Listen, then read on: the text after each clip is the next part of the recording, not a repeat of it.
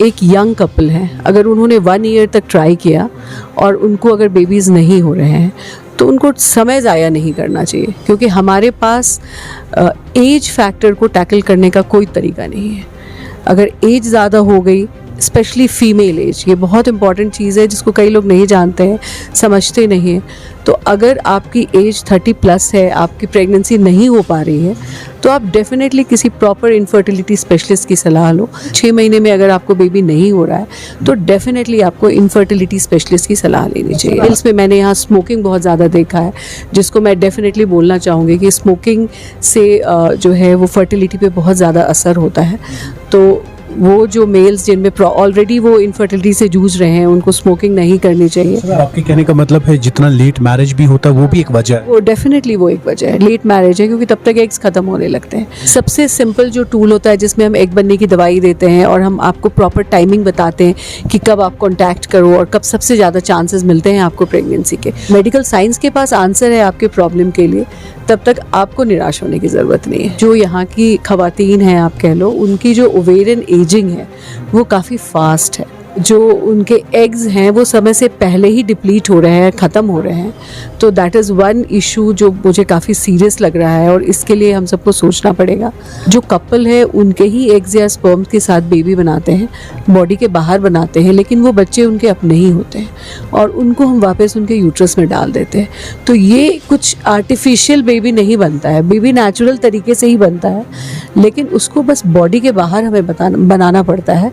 और थैंकफुली हमारे पास ये टूल है, तो हम ऐसी लेडीज़ जिनमें इंडोमेट्रियोसिस की प्रॉब्लम है या जिनमें ट्यूब्स की प्रॉब्लम है, जिनमें हस्बैंड के स्पर्म काउंट्स बहुत कम है या इवन ज़ीरो है, उनमें भी, या जिनमें एग का रिज़र्व काफ़ी कम हो गया है, उनमें भी हम इस प्रोसेस के ज़रिए बना सकते हैं बेबी। तो मैंने सुपर स्पेशलाइजेशन किया है इनफर्टिलिटी या फीमेल्स के बच्चे नहीं हो रहे हैं, या जिन कपल्स के आप कह सको, मेल और फीमेल इनफर्टिलिटी दोनों ही मैं देखती हूँ। आप देख रहे हैं अर्ली टाइम्स और मैं हूं आपके साथ उबैद मलिक। मेरे साथ आज एक बहुत ही फेमस डॉक्टर है, डॉक्टर देविया, जो गायनेकोलॉजिस्ट है, जो दिल्ली से कश्मीर आई है। ख्वातीनों का मामला आपके सामने आता है, कैसे आप ट्रीट करते, क्या आपको लगा यहाँ पे ख्वातीनों को लेकर? पहले तो मैं गायनेकोलॉजिस्ट हूँ और उसके साथ इनफर्टिलिटी स्पेशलिस्ट हूँ। मैंने सुपर स्पेशलाइजेशन किया है। इनफर्टिलिटी यानी जिन औरतों के, जिन फीमेल्स के बच्चे नहीं हो रहे हैं, या जिन कपल्स के आप कह सको, मेल और फीमेल इनफर्टिलिटी दोनों ही मैं देखती हूँ। तो यहाँ पे मैंने एक चीज़ नोटिस किया है कि यहाँ पे इनफर्टिलिटी मुझे काफ़ी ज़्यादा देखने को मिली है। प्रेवलेंस काफ़ी है वैली में इनफर्टिलिटी का, और आज मैंने लगभग 20-25 पेशेंट्स देखे हैं और उनमें मोस्टली जो मुझे मिला है, एक PCOD की प्रॉब्लम बहुत ज़्यादा मिली है। PCOD, एंडोमेट्रियोसिस की भी प्रॉब्लम काफ़ी है, ट्यूबल फैक्टर उसकी प्रॉब्लम है। मोर ओवर जो सबसे ज़्यादा मुझे देखने को मिला है वैली में, that is poor ovarian reserve, मतलब उनके एग का रिज़र्व ही कम है। मतलब जो यहाँ की ख़वातीन हैं, आप कह लो, उनकी जो ओवेरियन एजिंग है वो काफ़ी फास्ट है। तो जो उनके एग्स हैं वो समय से पहले ही डिप्लीट हो रहे हैं, ख़त्म हो रहे हैं। तो दैट इज़ वन इशू जो मुझे काफ़ी सीरियस लग रहा है और इसके लिए हम सबको सोचना पड़ेगा। मॉडर्न डे, लाइक आजकल जो इनफर्टिलिटी के लिए सारे ट्रीटमेंट हो रहे हैं, जिनको हम असिस्टेड रिप्रोडक्टिव टेक्निक्स के नाम से मेडिकली हम बताते हैं, उसमें वी हैव एन ऑफ़र। तो हमारे पास इसके लिए जो IVF या ICSI, ये एक बहुत अच्छा टेक्निक है, बट इसको लेके मैंने देखा है कि थोड़ा सा क्लोज्ड है यहाँ का माइंड। तो मैं ये चाहूँगी बताना कि इनफर्टिलिटी के लिए जो हम सबसे एडवांस टेक्निक जो हमारे पास है, दैट इज़ IVF या ICSI, उसमें हम, और दूसरा एक और जो थोड़ा एक्सपेरिमेंटल है, जिसको हम ओवेरियन रीजुवेनेशन कहते हैं, जिसमें हम ओवरीज़ के अंदर PRP, प्लेटलेट रिच प्लाज्मा, जो उनके ही ब्लड से निकालते हैं हम, या स्टेम सेल्स को डाल के, ये थोड़ा एक्सपेरिमेंटल है बट डेफिनेटली इसका ट्रायल भी चल रहा है। हम उनके ओवरीज़ को दोबारा से रीजुविनेट करके उनमें कोशिश कर सकते हैं अपनी तरफ से कि एग्स थोड़े और क्वांटिटी में हमें मिल जाए। डॉक्टर साहब, यहाँ पे वादी कश्मीर की आप बात करें, वादी कश्मीर में आप काफ़ी टाइम से हैं, यहाँ पे आपको मेजर प्रॉब्लम क्या लगा? जैसे आपने कहा कि बहुत ज़्यादा प्रॉब्लम्स है, रिजर्व है, तो आपको क्या प्रॉब्लम लगा? ऑल्टरनेट क्या है, सोल्यूशन क्या है? सोल्यूशन, फीमेल्स की जो पीक फर्टिलिटी होती है वो mid-20s से 30s तक में होती है। तो अर्ली मैरिज, एटलीस्ट मैरिज के तुरंत बाद प्रेगनेंसी, अगर लेट हो रहा है तो ज़्यादा समय ना ज़ाया करें, प्रेगनेंसी पॉइंट ऑफ व्यू से आप जल्दी सोचें।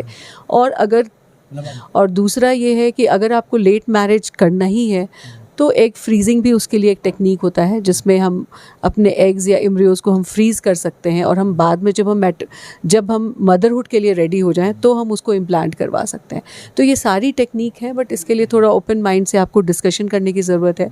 अगर आप यंग हो और 1 ईयर से आप ट्राई कर रहे हो बेबी के लिए और आपकी बेबी नहीं हो रहा है, तो आपको इनफर्टिलिटी स्पेशलिस्ट की सलाह तुरंत लेनी चाहिए बिना समय वेस्ट किए हुए।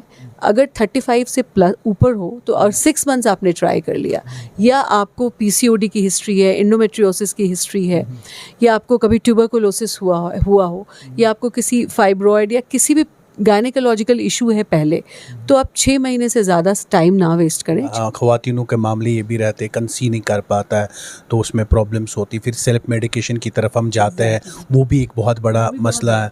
तो आपको लगता है एक बहुत बड़ा इशू वो भी हो सकता है? डेफिनेटली है, क्योंकि उसमें कई बार हम अननोइंगली एग बनने की दवाइयाँ लेते हैं, जिससे भी हमारा एग का डिप्लीशन बहुत फास्ट होता है। फीमेल्स पॉइंट ऑफ व्यू से over the counter medication, self medication, ये हमें नहीं करना चाहिए और सही जगह सही समय पे सही सलाह लेना चाहिए। जो कपल्स है डिसअपॉइंट होते, ना उम्मीद होते, हिम्मत हार जाते हैं, अब बेबी नहीं हुआ, तो कैसे उन चीज़ों को टैकल करना चाहिए? क्योंकि हमारी अक्सर बेशतर ख़वातीन ज़्यादा शिकार होती है इस चीज़ की।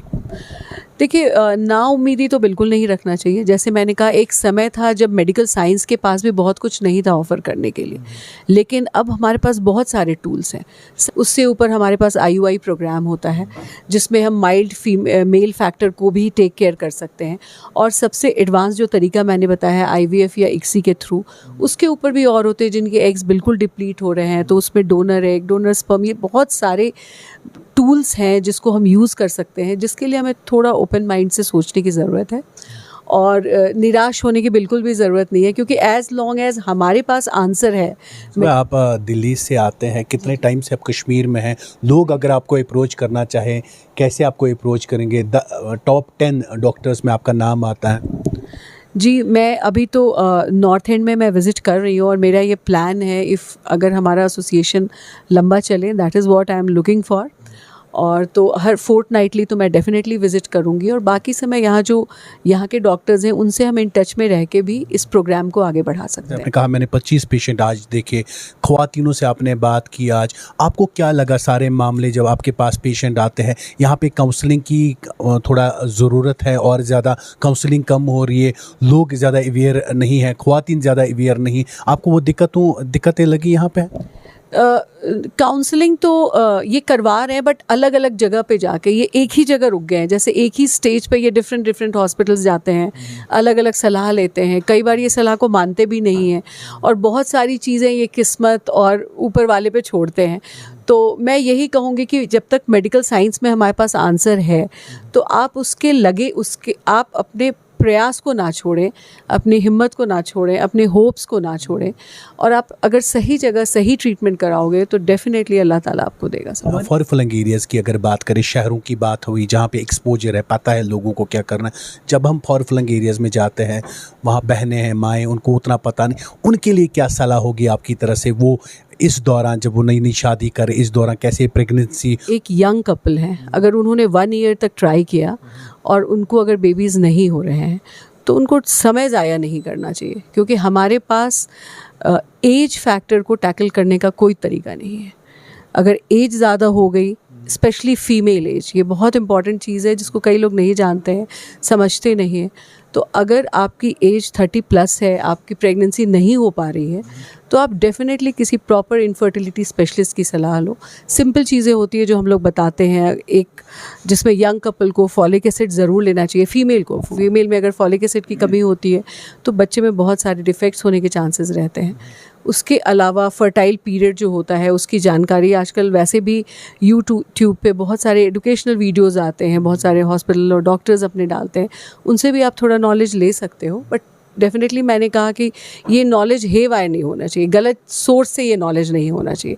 ये प्रॉपर सही जगह से, किसी हॉस्पिटल में जाके, प्रॉपर गायनेकोलॉजिस्ट से, जहाँ पे इनफर्टिलिटी स्पेशलिस्ट नहीं अवेलेबल है, वहाँ पे आप गायनेकोलॉजिस्ट से जाके सलाह ले सकते हो। नहीं तो जैसे आप नॉर्थ एंड ने एक मुहिम करी है।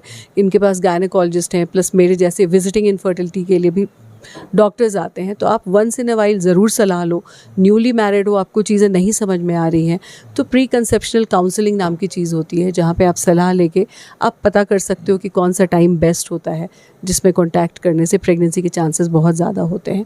एक हेल्दी लाइफस्टाइल मेल्स की बात की, स्मोकिंग एक वजह है, कोई और भी वजह हो सकती है? और एक और वजह है जो जिम कल्चर है, वहाँ पे कई बार वो एक्सोजिनस टेस्टोस्टेरोन के इंजेक्शंस लेते हैं बाहर से बॉडी को बनाने के लिए, उससे उनके बॉडी का टेस्टोस्टेरोन जो है वो शट डाउन हो जाता है, तो उससे भी स्पर्म्स नहीं बनते हैं। ये भी एक चीज़ बहुत ज़्यादा, क्योंकि अब जिम कल्चर बढ़ गया है, सबको बिल्कुल 6 पैक एब्स चाहिए और वो भी बहुत फास्ट चाहिए, तो ये भी मैंने देखा है। तो ये भी मैं मैसेज देना चाहूँगी कि बाहर से टेस्टोस्टेरोन के इंजेक्शंस ना ले वो, या प्रोटीन सप्लीमेंट में भी कई बार हार्मोन्स डाल के देते हैं, वो भी ना ले बिना डॉक्टर की सलाह से, क्योंकि उससे भी उनके स्पर्म काउंट पे असर आ जाता है। तो ये सारी चीज़ें हैं। तो बेसिकली आप समय ना गंवाएं और हिम्मत ना हारें, आप लगे रहोगे तो आपको ज़रूर मिलेगी ये चीज़। बहुत बहुत शुक्रिया डॉक्टर साहब हमारे साथ बात करने के लिए। डॉक्टर दिव्या थी हमारे से, जो गायनेकोलॉजिस्ट हैं, जिन्होंने हमें पूरी तरह से समझा एक न्यू कपल को हिम्मत हारने की ज़रूरत नहीं है। जब भी बेबी नहीं होता है, क्या आपको उसमें करना चाहिए, कैसे आपको डॉक्टर कंसर्न करना चाहिए, क्योंकि कुछ लोग सेल्फ मेडिकेशन करते हैं, कुछ लोग उसका इंतज़ार करते हैं, तो बहुत ज़्यादा प्रॉब्लम से फिर उनको जूझना पड़ता है। और अक्सर बेशतर हमने देखा इसकी शिकार जो है ख्वातीन होती है। हमने देखा कुछ घर टूटते हैं, कुछ बहुत सारी चीज़ें हमने देखा जो सोसाइटी में बाद में होती है। वक्त पे इलाज, वक्त पे डॉक्टर के पास जाना, वक्त पे डॉक्टर से कंसर्न करना, उससे मशवरा लेना, उससे सलाह लेना बहुत ज़्यादा इम्पॉर्टेंट है। अर्ली टाइम्स के लिए मैं उबाद मलिक, अर्ली टाइम्स के लिए नॉर्थ कश्मीर से।